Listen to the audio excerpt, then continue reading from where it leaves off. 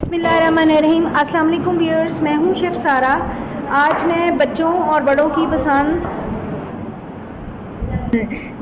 बच्चों और बड़ों की पसंद डोनट्स बना रही हूं। डोनट्स में बाद में इसकी हम वेरिएशन करेंगे, कुछ चॉकलेट के बनाएंगे, कुछ हार्ड आइसिंग के साथ बनाएंगे।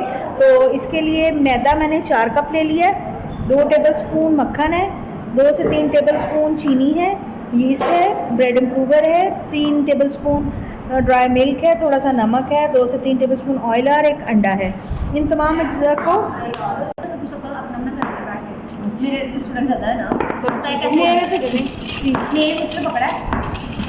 इसमें चीनी डालें, नमक, ड्राई मिल्क,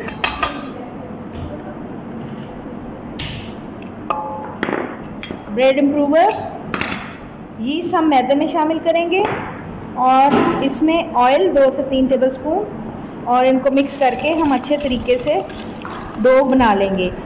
लेकिन मक्खन हम बाद में लगाएंगे जब डो हमारी रेज हो जाएगी।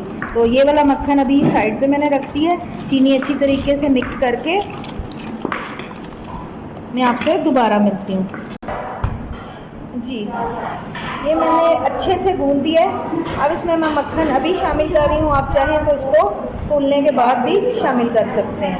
अभी मक्खन इसमें डालेंगे, अच्छी तरीके से इसके अंदर मिक्स कर देंगे मक्खन को, और फिर इसको 1 घंटे का रेस्ट देंगे। फिर उसके बाद नेक्स्ट प्रोसेस करेंगे। हमारी रेज हो चुकी है, इनको मैंने अभी रेस्ट पे रखा हुआ है। जब ये थोड़े फूल जाएंगे फिर हम इनमें दरमियान में होल करेंगे और फिर इनको हम फ्राई करेंगे। तो मैं इनको क्लिंग रैप करके रख रही हूँ 1 घंटे के लिए। और इसके बाद हम चॉकलेट ले रहे हैं, उनके लिए सॉस बना भी चॉकलेट आप ले सकते हैं। एक मैंने ये क्रेप वाली ली है और दूसरी मैंने बेक हाउस की ली है, और एक डार्क चॉकलेट है, एक मिल्क वाली है। और इसमें थोड़ा कंडेंस मिल्क डाल के और इसमें थोड़ी सी क्रीम डाल के तो इनको मैं मेल्ट करूँगी, फिर हम इसके ऊपर लगाएंगे। इनको डबल बॉयलर पे मेल्ट करेंगे, उसके बाद हम इसको यूज़ करेंगे। आप वाइट चॉकलेट भी यूज़ कर सकते हैं, इसके अलावा हार्ड आइसिंग भी यूज़ कर सकते हैं। तो मैं मिलती हूँ आपसे थोड़ी देर के बाद। अब इनमें मैंने होल कर लिया है ढक्कन के साथ, या किसी कटर के साथ आप कर लीजिएगा। तो अब इनको मैं फ्राई करूँगी। ये बेक भी हो सकते हैं। अभी इसको हम रेस्ट देना चाहें तो आधा घंटा रेस्ट दें तो ये काफ़ी बड़े हो जाएंगे, लेकिन मुझे इस वक्त इनको कंप्लीट करना है क्योंकि मेरी क्लास टाइमिंग फिनिश हो रही है, इसलिए मैं इनको पहले ही फ्राई कर रही हूँ। तो मीडियम फ्लेम पे आपने इसको फ्राई करना है, बहुत ज़्यादा हाई पे नहीं करना। हाई पे करेंगे तो अंदर से कच्चे रह जाएंगे। तो चलें इनको फ्राई करना स्टार्ट करते हैं।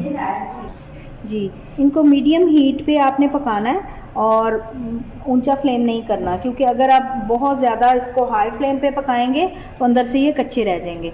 तो अभी ये हो रहे हैं, अभी इनकी मैं थोड़ी साइड चेंज करूँगी। देखें प्यारा सा गोल्डन कलर आ रहा है इनके अंदर, तो ये गोल्डन कलर ही चाहिए हमें।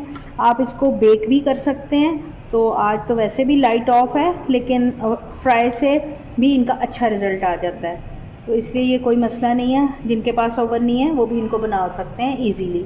तो चलिए हम नेक्स्ट प्रोसेस करती हूँ। जी, इनको हम थोड़ी देर क्लिंग रैप करके रखेंगे ताकि ये थोड़े से नरम हो जाए। फिर इसके बाद हम इस पर चॉकलेट गनाश लगाएंगे। तो मिलती हूँ आपसे 10 मिनट के बाद।